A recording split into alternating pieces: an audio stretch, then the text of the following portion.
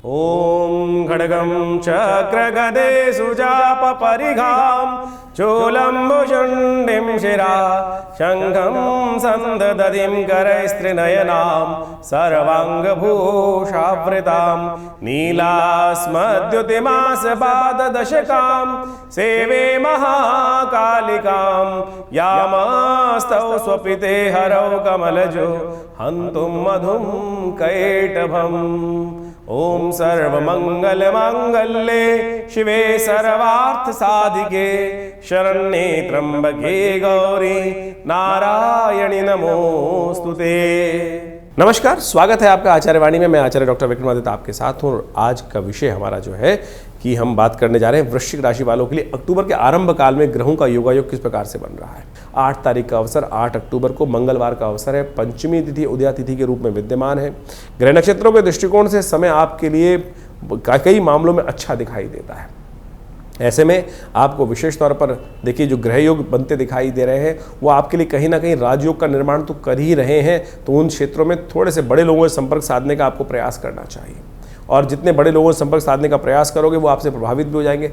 Narrow minded व्यक्ति जो है वो आपको कहीं ना कहीं नुकसान देने को तैयार बैठा है। छोटी सोच, छोटा पैसा, छोटा दिमाग, कंजर्वेटिव व्यक्ति जो है उनसे बचते हुए कार्य करने का आपको प्रयास करना चाहिए। जहां विशाल बड़े हृदय वाले व्यक्ति हैं उनके साथ काम करना आपके लिए अच्छा रहेगा। ये नक्षत्र ग्रह आपके लिए अच्छे योग बनाते दिखाई दे रहे हैं। 9 तारीख की हम बात करें तो बुधवार का अवसर, षष्ठी तिथि है, कात्यायनी भगवती की आराधना करने का अवसर है। लेकिन बृहस्पति महाराज इस दिन वक्री होने के योग बना रहे हैं और आने वाले कुछ दिन तक ये वक्री हो जाएंगे। सुबह दोपहर को करीब 12:30 बजे ये वक्री होने के योग बनाते दिखाई दे रहे हैं। और ये जो परिवर्तन वक्री होने का है ये कहीं ना कहीं थोड़ा सा आपको उसका उपाय करने की ज़रूरत है। और इसके लिए सबसे अच्छा ये रहेगा कि आप पीले रंग का टीका माथे पे लगाएं, बृहस्पति के मंत्र का जप करें, ओम ग्रांग ग्रीं ग्रौंग से गुरुवे नमः, इस मंत्र का जप करना आपके लिए अच्छा रहेगा। सबसे श्रेष्ठ तो यह है, नवरात्र चल रहे हैं, छठा नवरात्र है, कात्यायनी देवी की आराधना करें। ये भगवती का जो मंत्र हमने आपको बताया था, सर्वस्वरूपे सर्वेश्वरे सर्वशक्ति समन्विते भयभस्त्राहिनो देवी दुर्गे देवी नमोस्तुते, इस मंत्र का जप करें।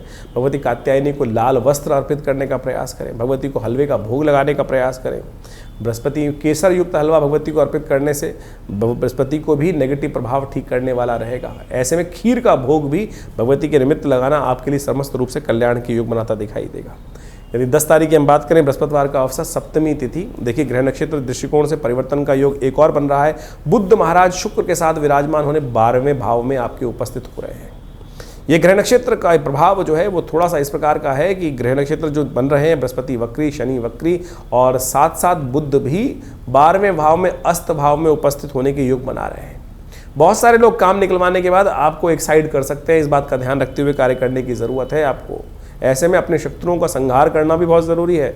भगवत नवरात्र का सप्तम दिवस भगवती कालरात्रि का स्तवन करने का है। कालरात्रि भगवती स्कंद जो वो है विशेष तौर पे समस्याओं को दूर करने वाली भगवती हैं। ऐसे में भगवती का एक मंत्र है, सर्वाबाधा प्रशमनम त्रैलोक्य अखिलेश्वरी एवमेव त्वया कार्यम अस्मद वैरी विनाशनम। इस मंत्र का जप करें। भगवत दुर्गा सप्तशती के 11वें अध्याय में मंत्र है। कष्टों को निवारण करके शत्रुओं पर विजय प्राप्त करने का सुंदर अवसर आपको प्राप्त हो सकता है। नवरात्र का शुभ योग जिस प्रकार से बनकर तैयार है, नवरात्र के अंतर्गत माँ भगवती की सुंदर आराधना करने का अवसर होता है।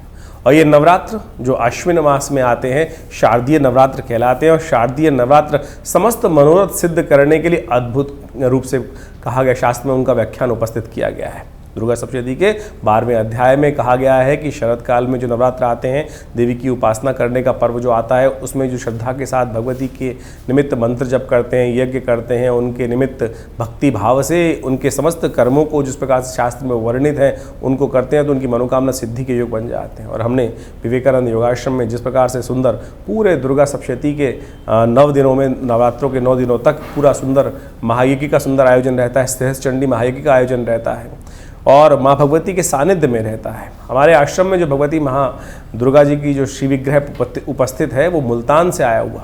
1947 में मुल्तान से माँ भगवती का ये श्री विग्रह आश्रम में आया और उस वक्त एक मुल्तान से एक व्यक्ति ये मूर्ति जो बहुत विशाल मूर्ति है और वो लेकर आया और वो भगवती की मूर्ति आज हमारे विवेकानंद योगाश्रम दिल्ली लक्ष्मी नगर खुरेजी में स्थित विवेकानंद योगाश्रम में उपस्थित है, प्रतिष्ठित है और उन्हीं के सानिध्य में दिव्य यज्ञ करने की सुंदर व्यवस्था रहती है।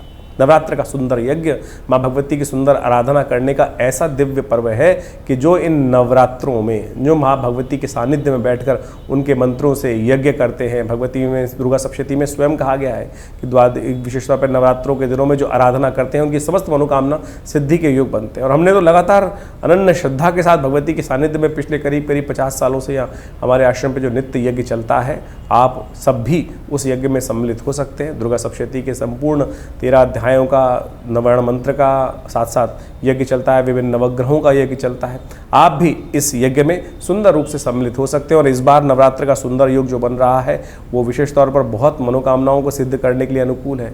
और साथ साथ ग्रह योगों का भी प्रभाव जो है इस बार भगवती का जो विशेष तौर पर शास्त्र में के द्वारा वर्णित है, भगवती जो घोड़े पर आरूढ़ होकर हाथ में खड्ग धारण करते हुए भगवती का ये स्वरूप शास्त्र में वर्णित है कि इस पर आरूढ़ होकर नवरात्रों का आरंभ होगा। नवरात्र में भगवती का ये स्वरूप जो है विश्व के लिए शांतिदायक नहीं है और ये दिखाता है कि विश्व में कहीं ना कहीं अशांति के योग बन रहे हैं। और अभी अभी आप देखें कि 2 ग्रहण पड़ के ही चुके हैं और 2 ग्रहण किसी प्रकार भी पृथ्वी के लिए पड़ने एक साथ 15 दिनों में ठीक नहीं माने जाते। और जहाँ जहाँ ये ग्रहण पड़े हैं विशेष तौर पर वहाँ कुछ समय भारी रहेगा। आने वाले समय में कुछ ना कुछ जिस प्रकार के योग बनते दिखाई दे रहे हैं वो कहीं ना कहीं उपद्रव के योग बनाते दिखाई दे रहे हैं। तो हमारे जीवन में भी हर रोज़ उठापटक बनी रहती है और ऐसे में जीवन बड़ा विचित्र है।